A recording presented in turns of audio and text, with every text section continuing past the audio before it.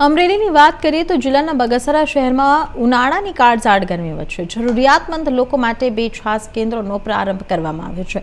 સૌરાષ્ટ્ર રચનાત્મક સમિતિ રાજકોટના સહયોગથી બાળ કેળવણી મંદિર દ્વારા આ સેવા કાર્ય શરૂ કરવામાં આવ્યું છે।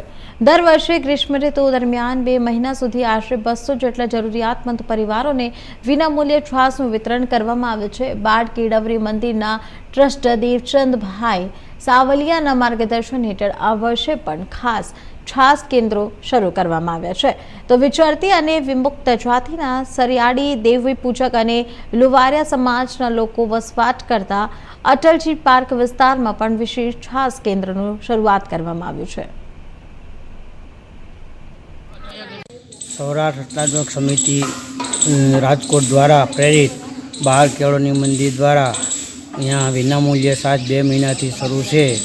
तो दरेक परिवारों ने विनामूल्य छास आपवामां आवे छे ने पोताना परिवार ने ठंडक छास मळे रीतने बाळ केळवणी मंदिर दर वर्षे आयोजन करे छे। दररोज 105 परिवारों ने दर वर्षे छास वितरण विनामूल्य करवामां आवे छे। आ बाळ केळवणी मंदिर बगसरा द्वारा हम तो सौराष्ट्र रचनात्मक समिति राजकोट प्रेरित संचालित बाळ केळवणी मंदिर द्वारा विनामूल्य छास वितरण करवामां आवे छे। શું આપનું નામ? મારું નામ અંબાઈ સોનગરા, બગસરા રહેવાસી, જૂના જીનપરામાં કુકાવના નાકે।